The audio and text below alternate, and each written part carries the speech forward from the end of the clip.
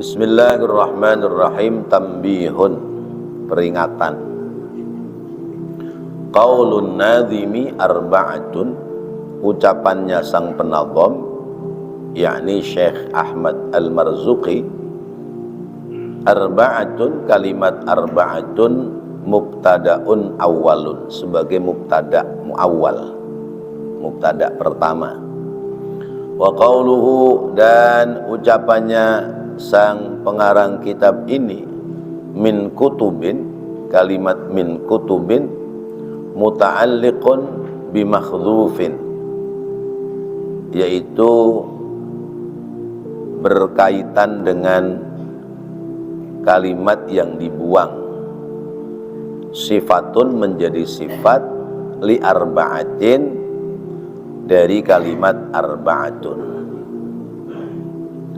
Wa qauluhu tafsiluha, dan ucapan sang penazam tafsiluha, mubtada'un sanin, sebagai mubtada' kedua. Wa qauluhu tauratu, dan ucapannya kalimat tauratu khabarus sani, yaitu khabar yang kedua. Wal jumlatu, maka jumlah kalimat ini khabarul awwali, menjadi khabar awal, wa huwa mudhafun, dan dia adalah mudhaf. Wa Musa, dan kalimat Musa mudhafun ilaihi, menjadi mudhaf ilaih. Wa qauluhu bil huda, dan ucapannya kalimat bil huda muta'alliqun, bergantung bimahdhufin, dengan sesuatu yang dibuang. Khabarun muqaddamun, sebagai khabar muqaddam.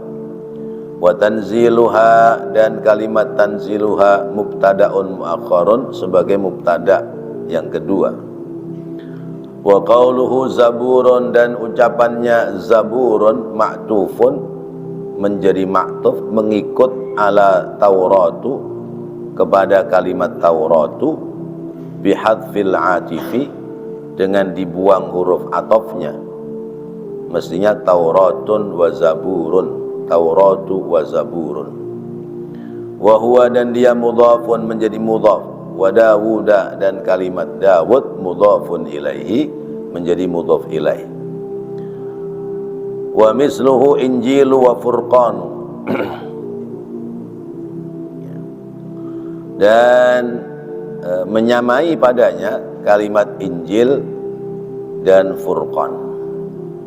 Jadi ini sekedar redaksi kalimat, ya. Karena yang namanya nazam, syair, itu kadang-kadang ada yang di luar redaksi pada umumnya. Di sini ada mubtada khobar menjadi mubtada. Jadi mubtada khobar menjadi mubtada, kemudian khobarnya menjadi mubtada sani kepada khobar berikutnya. Ini namanya kalimat jumlah. Kalau mau mendalami, ya belajar ilmu nahwu. Wa qauluhu al-mala'u, dan ucapannya kalimat al-mala', ya. Wa qauluhu al-mala', ya. Ai asyrafil qaumi, kalimat al-mala' yakni golongan yang paling mulia, kaum yang paling mulia, semulia-mulianya kaum. Wal muradu, dan dimaksudkan bihi padanya, huna di sini, di kalimat al-mala', ya, al-anbiya'u wal mursaluna, yaitu para nabi dan para rasul. Ada itu salawat yang wal mala sallu alaika, ya. Wal mala itu maknanya para nabi, para rasul, mereka bersolawat kepadamu wahai Nabi Muhammad SAW. Sammu, mereka menamai, bidzalika, akan hal itu, limalaatihim, mereka menamainya dengan nama itu, limalaatihim, karena penuhnya mereka, ya, Mala asal katanya mala'a, memenuhi. Bima yaltamisu indahum, bima dengan apa-apa yaltamisu yang mereka harapkan atau mereka cari, indahum di sisi mereka, minal ma'rufi, yaitu berupa kebaikan. Disebut al-mala karena mereka memiliki kebaikan demi kebaikan. Siapa itu? Yakni inna sayyidana Muhammadan sallallahu alaihi wasallam, sesungguhnya penghulu kita Nabi Muhammad sallallahu alaihi wasallam, khairul anbiya'i wal mursalina, sebaik-baik para nabi dan para rasul. Walazima, dan pasti, annahu, bahwasanya Nabi Muhammad sallallahu alaihi wasallam khairun min ghairihim bil aula, khairun, lebih baik, min ghairihim, dari selain mereka, bil aula, tentang keutamaannya.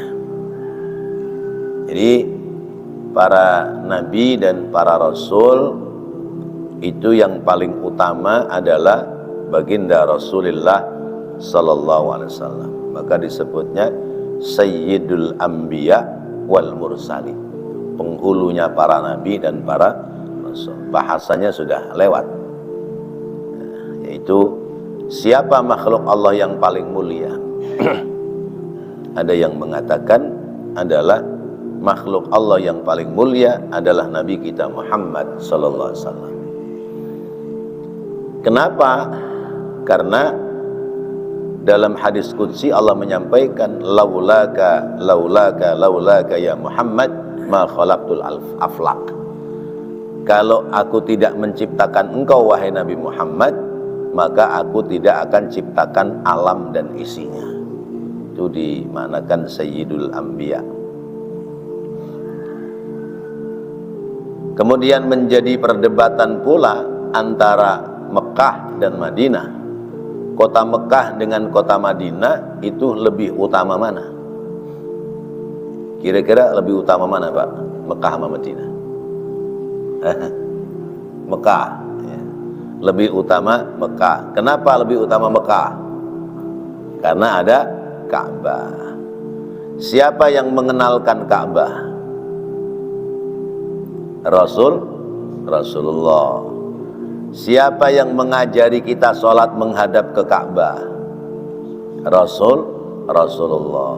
Seandainya Rasulullah tidak terlahir ke dunia, orang ngerti nggak tanah haram Mekah ada Ka'bah? Nggak ngerti ya. Berarti pengantar hidayahnya adalah Rasulullah. Rasulullahnya ada makomnya di Madinah. Kalau begitu lebih mulia mana, Mekah sama Madinah? Lebih mulia Madinah ya. Nah, kalau kita menyebutnya lebih mulia Madinah, sementara usia Ka'bah itu jauh lebih dulu ketimbang Rasulullah. Bahkan Allah mensifati inna awwala baitin wudi'a lin-nasi lalladzi bi Bakkata mubarakan. Sesungguhnya mula-mula di bumi ada tempat untuk ibadah adalah Bakkah, Mekah. Kalau begitu muliaan mana? Bingung lah. Dua-duanya memiliki kemuliaan. Nah, jadi khairul anbiya, sebaik-baik para nabi adalah Nabi kita Muhammad sallallahu alaihi wasallam. Dan itu harus kita imani ya. Sekalipun dalam akhir Al-Baqarah kita diperintahkan la nufarriqu baina ahadin minhum ya. Kita tidak boleh membeda-bedakan antara satu rasul dengan rasul yang lain ya. Membedakan dalam arti mengimani, mempercayai tentang para rasul. Tapi dalam artian sepak terjang dan perjuangannya itu pasti berbeda-beda antara satu rasul dengan rasul yang lain ya. Mana bentuk perbedaannya? Penjelasan yang sampai kepada kita bahwa dari 25 rasul ada 5 rasul yang disebutnya ulul azmi. Ini kan menandakan berarti tingkat perjuangannya berbeda-beda. Ulul azmi itu rating tertingginya siapa? Rasulullah, Nabi kita Muhammad sallallahu alaihi wasallam. Yang kedua Nabi Musa apa Ibrahim? Ya, Nabi Musa. Yang ketiga Nabi Ibrahim. Yang keempat Nabi Isa. Yang kelima Nabi Nuh. Tingkatannya beda-beda. Wa Tauratu, dan kitab Taurat. Qila, dikatakan Taurat itu ma'khudun min rawiyaz zandu. Kitab Taurat itu diambil dari kata rawiyaz zandu. Mungkin ini ada bahasa-bahasa Ibraninya atau bahasa Palestinnya ya. Rawiyaz zandu. Rawiyah keluar, az-zandu api. Itu Taurat. Dari asal kata rawiyaz zandu. Ay yakni kharaja naruhu, keluarlah apinya. Fa innaha, maka sesungguhnya api itu nurun wa dhiyaun. Ya, sebagai cahaya dan penerang. Ya, cahaya dan penerang. Qala Allah Ta'ala, berfirman Allah Ta'ala, Inna anzalna at-taurata fiha hudan wa nur. Al-Maidah 44. Inna, sesungguhnya kami Allah, anzalna, telah menurunkan at-taurata, kitab Taurat, fiha, di dalam kitab Taurat itu, hudan, ada petunjuk, wa nurun, dan ada cahaya. Wazandu huwa ma yaqdahu bihin naru. Wazandu, dan kalimat zandu, huwa dia, yaqdahu, yang menyalakan, bihi, padanya, an-naru, api. Jadi kalau kita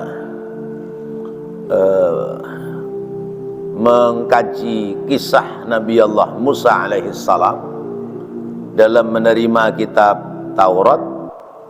Kitab Taurat diturunkan oleh Allah kepada Nabi Musa saat Nabi Musa sedang berada di mana? Ya, Sinai, Gunung Sinai. Ya. Wattini wazzaituni wa turi sinina. Turi sinina atau Gunung Sinai.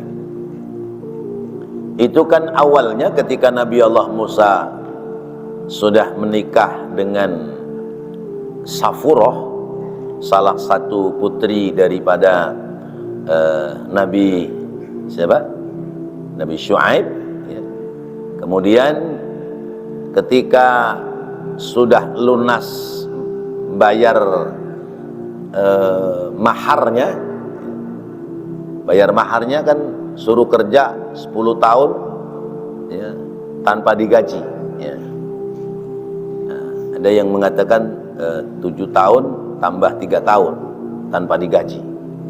7 tahun nggak digaji sama sekali. 3 tahun itu dibayar dengan lahirnya kambing. Jadi tahun ke-7 itu kata Nabi Syuaib, Musa, tahun ini kalau kambingnya yang pada bunting itu keluar bayinya belang ya, maka jadi milikmu. Kalau bayi kambingnya polos, milik saya. Nah, berarti nasib-nasiban ini. Nah, Nabi Musa dibisikin sama malaikat, Musa, tuh tempat minumnya kobokin pakai tongkatmu. Jadi tempat minumnya kambing dikobokin semua.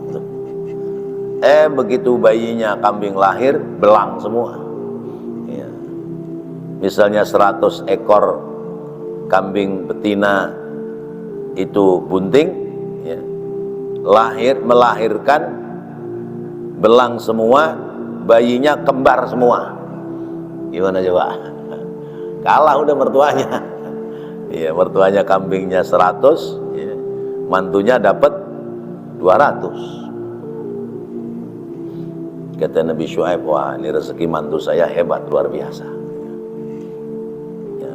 Tahun berikutnya kata Nabi Syuaib, Musa, kalau kambing tahun ini yang bunting keluarnya polos, milik kamu. Kalau yang belang buat saya.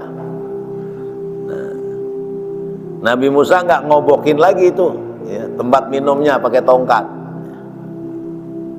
Bayinya lahirnya polos semua, ya. Dari 100 kambing yang bunting, lahir bayinya polos semua, kembar semua. Nah, jadi Nabi Musa udah dapat 400 ekor itu. Nah, ketika sudah selesai tugasnya, Nabi Musa kemudian diperintahkan untuk berkhalwat, ya. Dibawalah istrinya ikut Nabi Musa, lalu berjalan menyusuri, ya, perkampungan-perkampungan, sampailah di satu tempat di mana tempat itu terlihat dari jauh malam hari, ada cahaya, ada api. Nah, kemudian Nabi Musa diperintahkan untuk mendatangi cahaya itu, lalu untuk berkhalwat di situ.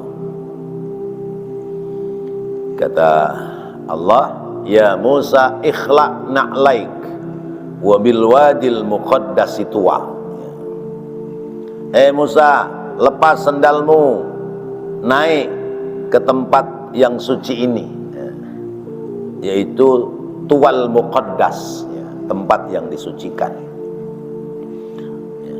Jadi sebetulnya orang Yahudi kalau beribadah masuk ke tempat ibadahnya kayak orang Islam, harus lepas sendal. Termasuk orang-orang Nasrani. Nah, lalu Nabi Musa berkhalwat di situ. Nah, ada yang mengatakan arba'una lailan, ya, selama 40 malam. Nah, cuman pertanyaannya nggak tahu tuh istrinya ditinggal di mana, ya. Karena berangkatnya dari meninggalkan mertuanya itu istrinya dibawa, ya. Kalau bahasa orang sekarang, ya, ketika anak kiai malas ngaji, ya, sama kiai, ya, dinikahin udah, ya. Begitu dinikahin, nggak lama kiainya meninggal. Siapa yang bakal nerusin pengajian kiai orang tuanya? Anaknya. Maka sekalipun sudah rumah tangga, pergi nyantren, ya, mondok lagi itu anak kiai, ya. Mondok setahun 2 tahun, balik jadi kiai, nerusin, ya, pesantren bapaknya. Kadang-kadang ada yang begitu modelnya. Nah, itu kisah tentang Nabi Musa yang kitabnya namanya Taurat, Rawiyaz Zandu. Wal Injilu, dan kitab Injil, wa huwa, dan dia bikasril hamzati, dengan kasrah hamzahnya, wa fathiha, dan fathah, ya, hamzahnya pula, kama fil qamusi, sebagaimana dalam kamus. Jadi bisa Injil, bisa Anjil itu. Minan najli, dari asal kata najal, najlu. Wa huwa, dan dia, dan an-najlu itu istikhraju khalasatis syai', ya, yaitu mengeluarkannya kemurnian sesuatu, atau mengeluarkan sesuatu yang murni. Itu Injil, ya. Dari kata najlu. Wa summiya dan dinamai kitab Isa, kitabnya Nabi Isa, bidzalika akan hal itu, listikhlasihi karena kemurniannya dari kitab Injil, khulasata nurit Taurati, ya, bentuk kemurnian dari cahaya kitab Taurat. Kitab Injil bentuk kemurnian dari kitab Taurat. Wa minhu dan daripadanya qila dikatakan lil waladi najlu abihi listikhlasihi minhu. Dengan kalimat itu dikatakan lil waladi bagi seorang anak, najlu abihi mengeluarkan olehnya bapaknya, listikhlasihi karena sebab kemurniannya, minhu daripada asal bapaknya. Orang baik itu akan terlahir dari orang tua yang baik, kira-kira gitu. Orang baik itu terlahir dari orang tua yang baik. Kalau anak itu tidak baik, boleh jadi terlahir dari orang tua yang tidak baik. Tapi sekalipun orang tua tidak baik, kalau sudah berubah menjadi orang baik, akan melahirkan anak-anak yang baik. Contohnya siapa? Nabi Adam. Nabi Adam diusir dari surga ke dunia, baik apa tidak baik? Tidak baik, melakukan kesalahan, ya. Diusir dari surga ke dunia, bahasa kita dibuang oleh Allah. Ihbitu minha jami'an, keluar sono, jangan pulang, ya. Udah hidup aja di dunia. Itu karena Nabi Adam tidak baik, ya, padahal tidak baiknya cuma sekali, ya. Tapi dari keturunan Nabi Adam ada nggak orang-orang baik? Banyak orang-orang baik. Yang melahirkan nabi-nabi itu kan nabi-nabi kan keturunan dari Nabi Adam. Ada nggak yang nggak baik? Ya ada. Maka manusia sepanjang zaman ada yang baik, ada yang tidak baik, itu pasti. Nah, kenapa Nabi Adam dibuang oleh Allah? Sebab tidak baik, kok melahirkan anak-anaknya orang-orang baik? Karena sudah bertaubat. Sesudah bertaubat berbuat baik. Karena itu bagi orang tua yang ingin anak-anaknya baik, ya buru-buru taubat, berubah jadi orang baik. Terpelan-pelan anak-anaknya jadi orang baik. Nah, ini tentang kitab Injil. Injil itu dari kata najlun, maknanya murni, ya. Atau istikhraju khalasatus syai', ya. Mengeluarkan, ya, sesuatu yang murni, itu Injil. Ini nggak tahu nih orang Kristennya sendiri tahu nggak artinya Injil, ya. Karena mereka tidak menyebut Injil, tapi menyebutnya Alkitab, ya. Padahal Alkitab itu Al-Quran, ya. Ini kan agak-agak disamarkan, ya. Alkitab itu Al-Quran, dzalikal kitabu la raiba fihi hudan lil muttaqin. Tapi mereka lebih senang menyebut Alkitab, atau disebutnya adalah Bible, ya, disebut Bible. Nah, kalau udah Bible itu berarti ada perjanjian lama, ada perjanjian baru. Nggak tahu perjanjian lama janji sama siapa, perjanjian baru janji sama siapa, nggak ngerti dah tuh, ya. Cuman dipahami perjanjian lama itu Taurat, perjanjian baru Injil, ya. Berarti menggunakan kitab agama lain dong, ya. Kalau di Islam Kita wajib mengimani kitab-kitab yang ada, ya. Mengimani kitab itu, tapi tidak mengamalkan ajaran kitab itu. Kenapa? Karena kita punya ajaran sendiri, yaitu dari kitab suci Al-Quran. Jadi dinamai Injil karena listikhlasihi khalasata nurit Taurat, karena memurnikannya Injil atas kemurnian dari cahaya kitab Taurat. Wa suhuful khalili wal kalimi fiha kalamul hakamil alimi. Wa suhuful khalili wal kalimi fiha kalamul hakamil alimi. Wa suhuful khalili, dan suhufnya Al-Khalil. Siapa Al-Khalil? Nabi Ibrahim, ya. Al-Khalil Nabi Ibrahim, karena julukan Nabi Ibrahim adalah Khalilullah. Wal kalimi, dan suhufnya Al-Kalim. Wa suhuful khalili wa suhuful kalimi, itu asalnya begitu, ya. Lembaran-lembaran kitabnya Nabi Ibrahim dan lembaran-lembaran kitabnya Al-Kalim. Al-Kalim siapa? Nabi Musa, karena Nabi Musa itu Kalimullah, Ibrahim Khalilullah, Musa Kalimullah, ya.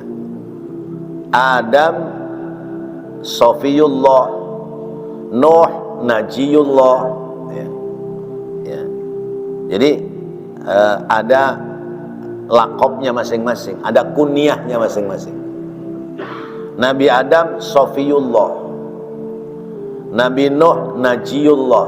Sofiyullah, ya, orang suci, ya, yang diciptakan langsung oleh Allah. Nabi Musa Najiyullah, penyelamat yang dikirim oleh Allah. Sebab kalau Allah tidak mengirimkan Nabi Nuh untuk menyelamatkan populitas makhluk, ya, termasuk manusia, berarti manusia sudah habis ketika terjadi banjir besar. Maka Nabi Nuh Najiyullah. Nabi Ibrahim Khalilullah, yaitu kekasih Allah. Nabi Musa Kalimullah, yaitu orang yang bisa berbicara langsung dengan Allah. Nabi Isa Ruhun Minallah, ya. Nabi Isa Ruhun Minallah, ruh yang dikirim langsung dari Allah. Nabi Muhammad apa? Rasulullah, beda sendiri, ya. Yang dijadikan kunyah adalah profesinya, ya. Nabi Muhammad Rasulullah.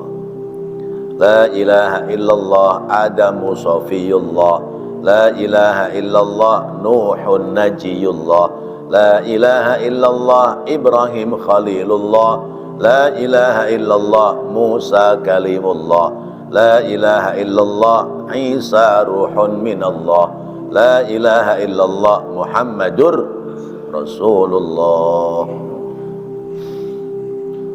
Fiha, di dalamnya,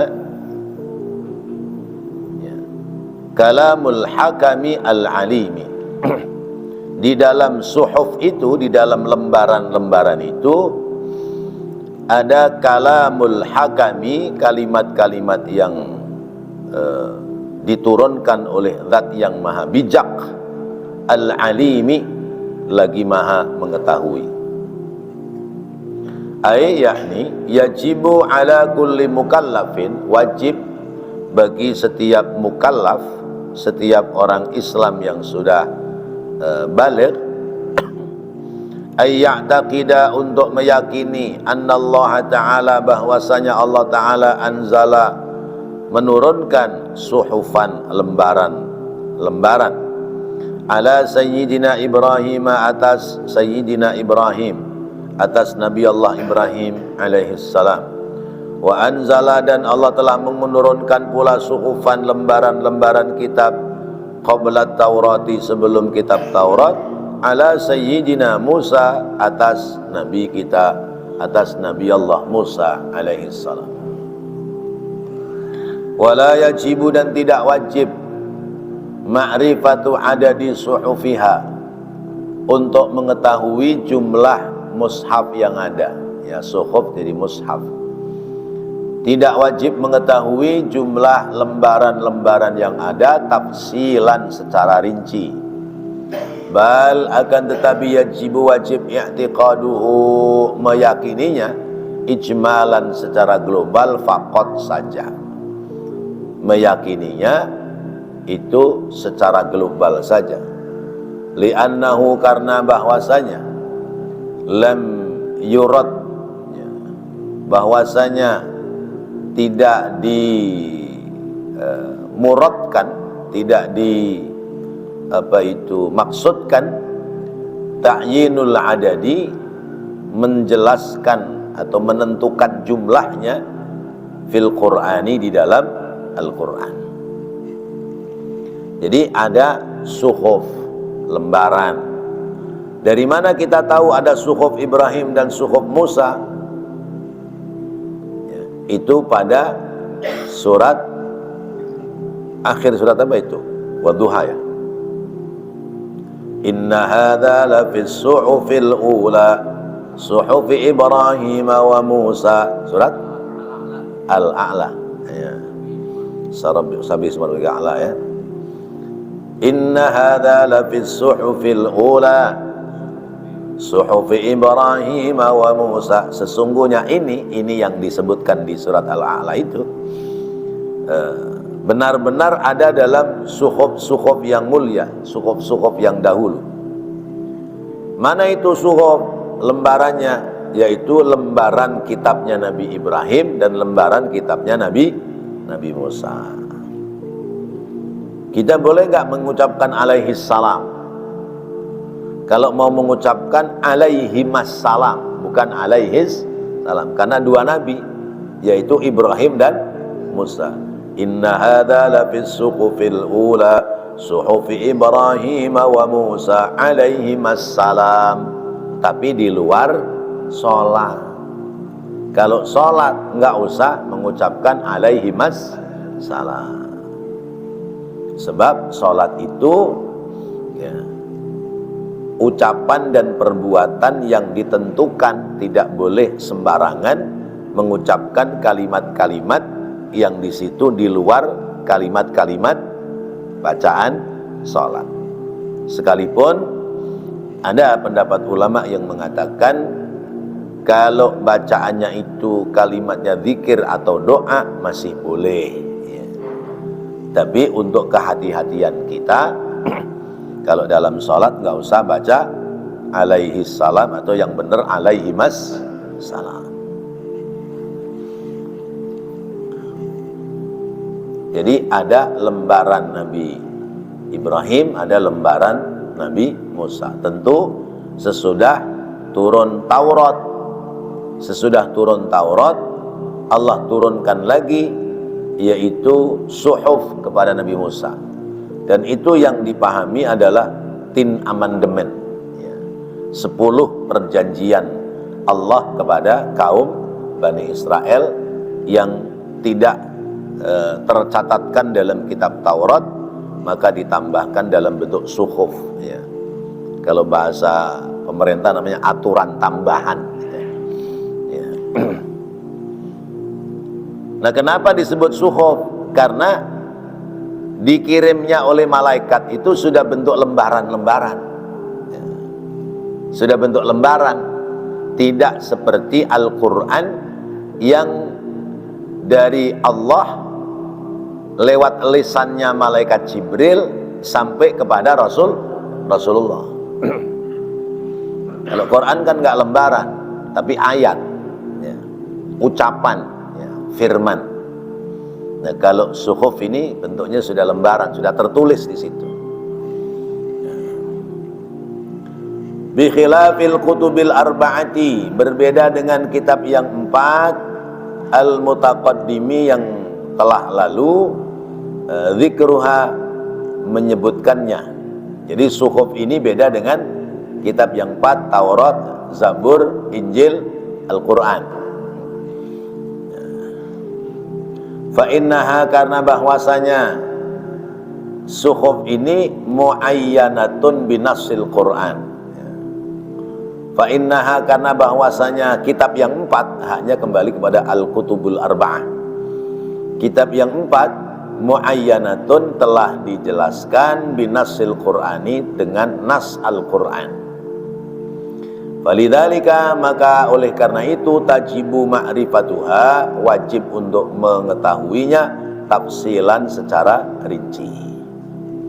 Terhadap kitab yang 4 kita wajib tahu secara rinci. Rinci itu artinya kitab Zabur untuk siapa, di antara isinya apa, kitab Taurat untuk siapa, di antara isinya apa, kitab Injil untuk siapa, di antara isinya apa. Yang lalu sudah kita bahas tuh sebagian dari isi-isi kitab-kitab yang ada. Adapun suhuf itu tidak wajib mengetahui secara rinci. Qala Muhammadun Basudana Al-Hadrami, berkata Imam Muhammad Basudan. Ini Basudan apa Baswedan ini? Ya.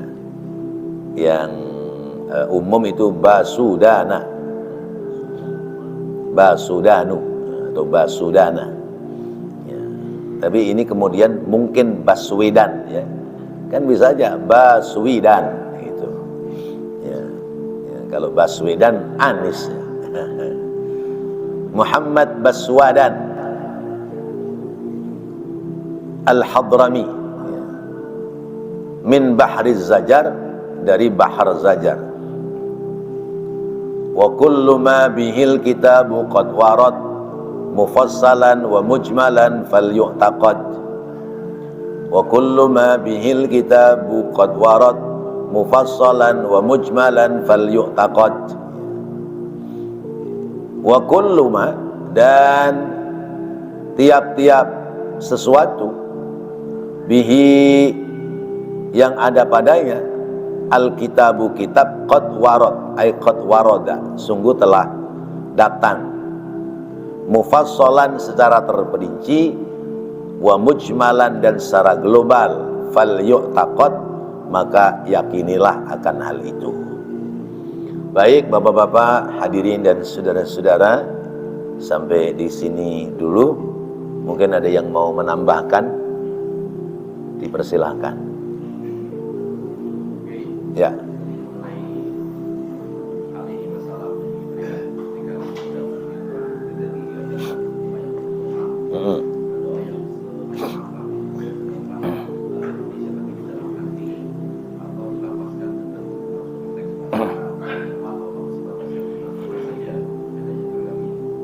Baik, dalam sholat itu harus mengikuti bacaan-bacaan yang baku, tidak boleh menambahkan bacaan di luar bacaan yang baku dalam sholat. Tapi Rasulullah mengajarkan, ya, fa'atilis sholata fis sujud, ya, atau fa'atilis sujud fis sholat, ya. Hendaknya kalau kamu sholat itu panjangkan sujudnya. Nah, memanjangkan sujud ini berarti diisi dengan doa, ya. Kalau memang doanya itu tidak hafal, doa yang dibaca dalam sujud itu yang ada dalam doaul maksurat, doa yang diajarkan oleh Rasulullah. Kalau kita mau doa yang kita punya hajat sendiri, itu keluarnya di lisan subhana rabbiyal a'la wa bihamdihi, tapi kalimat doanya dalam hati. Begitu caranya. Jadi hati kita doa, ya Allah anu, ya Allah anu, ya Allah anu, tapi lisannya subhana rabbiyal a'la bihamdi, subhana rabbiyal a'la bihamdi, berulang-ulang kali. Itu boleh begitu. Tapi kalau doanya dengan bahasa Indonesia lalu diungkapkan lewat lisan, ya, bagi yang bujangan misalnya doanya, ya Allah karuniakan kepadaku seorang perempuan yang cantik, ya, anak orang kaya yang hartanya melimpah, ya Allah. Nah, misalnya begitu, batal nggak sholatnya? Batal, karena menyalahi bacaan di luar bacaan sholat yang baku. Tapi seandainya bacaan itu adalah bacaan al-maksurat, seperti misalnya sesudah tahiyat sebelum salam ada doa, ya. Doa itu diajarkan oleh Nabi, misalnya Allahumma inni a'udzubika min adzabil qabri wa min adzabi jahannama wa min syarri fitnatil mahya wal mamati wa min syarri fitnatil masihid dajjal. Nah, ini doa kan diajarkan sama Rasulullah, dibaca ya nggak apa-apa. Tambah lagi, Allahumma gfirli ma qaddamtu wa ma akhartu wa ma a'lantu wa ma asrartu, atau wa ma asrartu wa ma a'lantu, antal muqaddim wa antal muakhir la ilaha illa anta. Ya, tambah lagi satu. Boleh. Tambah lagi, Allahumma inni a'udzubika min an uradda ila ardalil umur. Ya Allah, aku mohon perlindungan kepadamu untuk tidak dikembalikan seperti umur masih kanak-kanak. Ini doa supaya nggak pikun. Nah, itu ada di sesudah fil alamina innaka hamidum majid sebelum salam. Nah, ini namanya doa al-maksurat. Ya, doa al-maksurat, doa yang diajarkan oleh Rasulullah. Itu boleh dibaca di dalam salat di tempat-tempat tertentu. Misalnya dalam sujud, ya.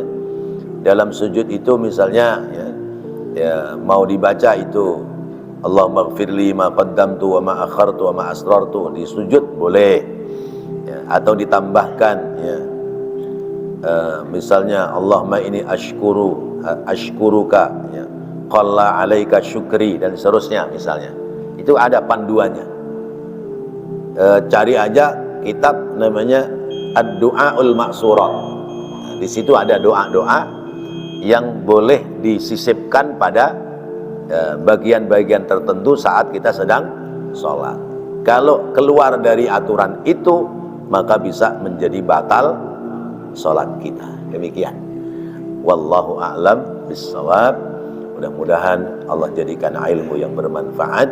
Amin ya Allah ya Rabbal alamin. Rabbana taqabbal minna innaka antas sami'ul alim wa tub alaina innaka antat tawwabur rahim. Rabbighfir warham wa anta khairur rahimin. Wa sallallahu ala sayyidina Muhammad wa ala alihi wa sahbihi wa sallam. Walhamdulillahi rabbil alamin. Assalamualaikum warahmatullahi wabarakatuh.